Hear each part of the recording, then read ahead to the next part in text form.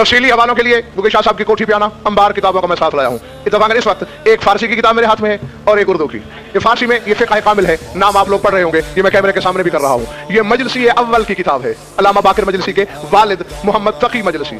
और मोहम्मद तकी मजलिसी वो आलिम रब्बानी है जिसके बारे में तमाम उलमाए रिजाल ने लिखा है कि जब इनका आखिरी वक्त करीब था तो रसूल अपने 12 नायबों समेत तशरीफ लाए और इनके लफ्ज़ ये है कि इन्होंने रसूल के कदम चूके कहा, लेमा जे तुम अना कल्बुकुम, आप मेरे यहाँ तशरीफ लाए, मैं तो कुत्ता हूँ आपके दरवाजे का। रसूल ने कहा सिर्फ हम नहीं आए, बतूल भी आ रही है।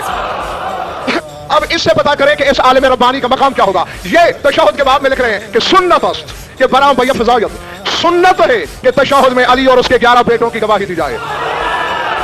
और इतना तो मेरा अजीज भी समझता है और आप लोग भी समझते हैं कि सुन्नत उसे कहते हैं जो काम नबी ने किया हो या 12 में से किसी इमाम ने किया हो। तो मेरे अजीज, हमारा दिमाग खराब नहीं कि हमें नबी या आइमा की सुन्नत न मिले और हम वो काम करें। रह गया ये जो इल्जाम लगाया जाता है कि गजनफर ने ये बात शुरू की है, बुजुर्ग गवाही देंगे। तोहफतुल अवाम कल की पैदावार है। पाकिस्तान बनने से पहले जो बर्रे सगीर में तोहफा था, उस तोहफे का नाम है तोहफा अहमदिया, सरकार नासिरुल मिल्लत का। ये मेरे हाथ में तोहफा अहमदिया है, ये तोहफा अहमदिया पढ़ा जा रहा है नाम, कैमरे के सामने मैंने कर दिया। तोहफा अहमदिया, इन्होंने नमाज के बाद में नासिरुल मिल्लत, वो आलिम रब्बानी है जब तक ये जिंदा रहे हैं। इराक के मुजतहिदीन फतवा नहीं देते थे कि नासिरुल मिल्लत से पूछो।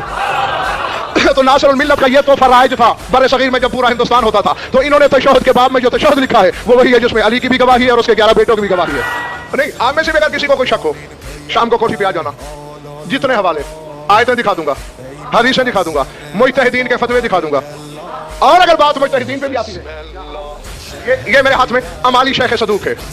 शेख सदूक वो आलिम है जो मुकस्सिरीन पर भी हुज्जत है। यानी अगर शायद मुजतहिद कोई देखना है तो फिर वो मुजतहिद देखो जो मुजतहिद गर है, जिनकी किताबें पढ़ के लोग मुजतहिद बनते हैं, जिनकी किताबें पढ़ के हम लोग अल्लामा कहलाते हैं।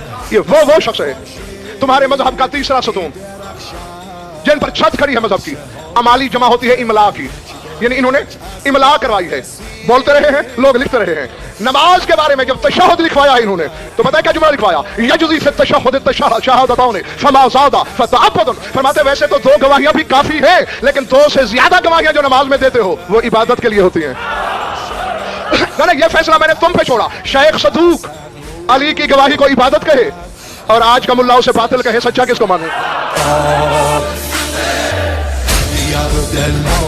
Ya Husayn Husayn, Ya Husayn